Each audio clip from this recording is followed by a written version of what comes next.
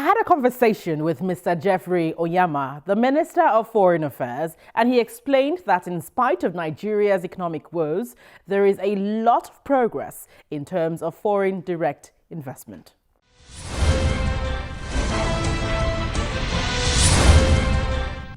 Mr. Jeffrey Onyama, you're welcome to the program. Thank you very much. Well, let's take a look at Nigeria's foreign policy, and relations. Because a lot of experts right now believe that Nigeria's strength and voice really is diminishing. And so we wonder, what is your perception of this? I would say it's quite the contrary. The Nigeria's voice is certainly on the rise. I think you can see this in many different fora. First of all, I think the measure of the profile of a country and the gravitas of its leader is in the countries that want to engage. So we've seen Mr. President invited to the US, meeting with President, invited to the UK, meeting with the Prime Minister, Germany, to France, to China, India.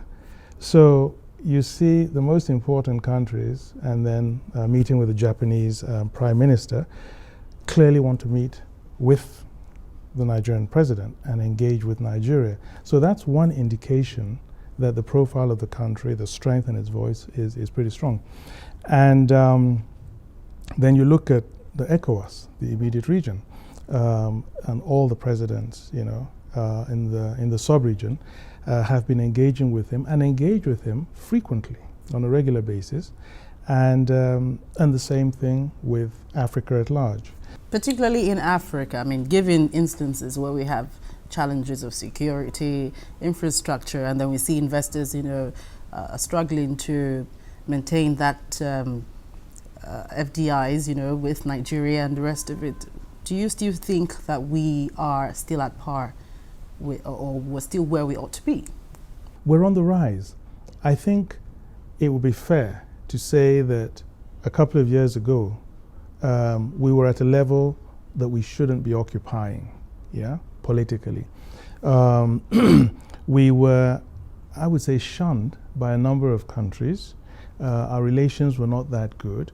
We were not able to engage a number of countries in our security challenges.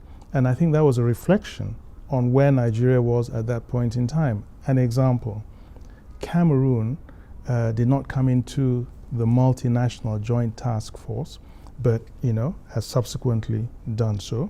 The United States was not cooperating with Nigeria on the security front for a number of reasons, and ditto some other countries. And we've seen a complete reversal of that situation.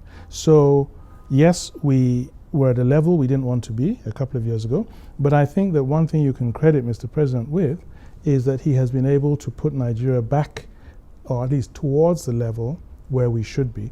And certainly that the respect that we now have from our international partners are much higher than they were.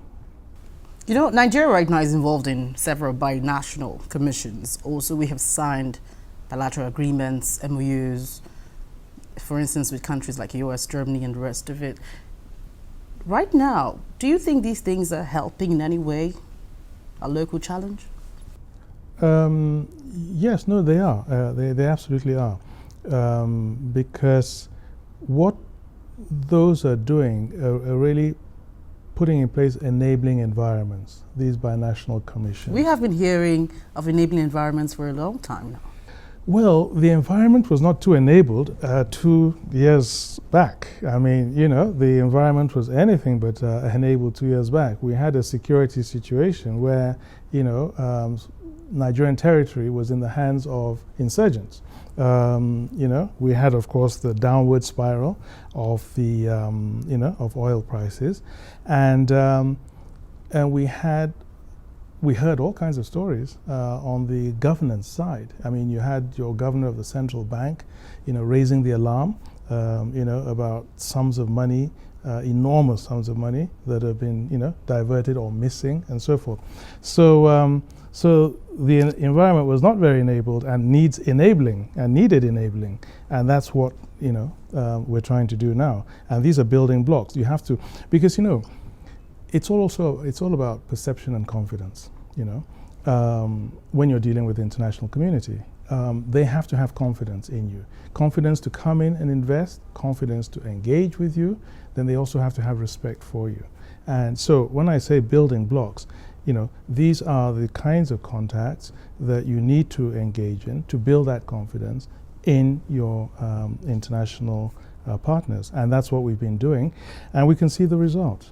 What results are you talking about specifically? Okay, the results we're talking about specifically are increase in foreign direct investment. We went to China, and there's a long list of Chinese companies that were now engaged and are coming into the country. We went to the US. President Obama himself took part in a business forum in which he was encouraging the business community, and there's a large number of them, to come and invest in Nigeria. And a lot of them have come subsequently, General Electric and a whole load of them, queuing up to come. We were in Germany, and the German Chancellor got it right. She said, look, Nigeria, where you are at the moment, we really like a government that is, walking the talk, a program to have a much more business-friendly environment for investors that are taking concrete measures. And there was a vote of confidence there. And this was manifested in the business forum that was organized in Germany. And the message was loud and clear. Nigeria is ready for business, and we are ready to come. Let's look at the president's frequent travels now to countries seeking the return of looted funds. Bring us up to speed with how much we have garnered right now. When you say how much we've got right now, it's difficult to quantify, only because there are different stages. You have the looted funds that have actually hit the treasury, if you like. You have others that are about to hit, and we're just signing on, dotted lines and so forth. And you have others in which there's still proceedings ongoing, to get them back. Which others? Okay, for instance, in Jersey, that's not the Jersey of the US, but the Jersey, a small island of the United Kingdom. We have there, I think, over 300 million pounds, okay? Now, it's accepted that it belongs to the country. Initially, one of the parties responsible for having stashed the money there was contesting, but they've now, accepted that it belongs to the government. But it would appear that there were some intermediary banks in the United States that's now laying some claim to it, because they also believe that they performed certain tasks, So those are the kinds of things that, slow down the process, and which is why Mr. President, and he's done very well, because he has put the issue of looted funds and restitution at the top of the agenda, international agenda. And he's trying to get countries to help us in removing some of these obstacles to, especially legal obstacles, to a lot of the stolen funds being restituted to the country. And the same thing in the United States.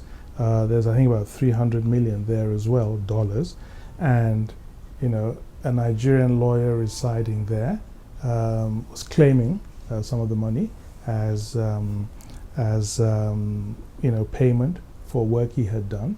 And it went to court, and the court decided he did not have a right to any of it. So, but it was taking time, and unfortunately, very often also costs money. So, from your many interactions, what is the major complaint you get from foreigners, our foreign counterparts, when it comes to investing in Nigeria? I think the issue of transparency, essentially, yeah. And of course, security for those who are investing in especially in the petroleum sector. but ease of doing business also, a lot of bottlenecks. Not necessarily infrastructure. Well, infrastructure is always there, the power issues, but mainly I think it's about ease of doing business. It's more the transparency, the bureaucracy, and all that they often complain about. All right, hold on with your thoughts. We're still with Nigeria's Foreign Affairs Minister. When we come back, we'll talk about Nigeria's foreign relations. Please stay with us.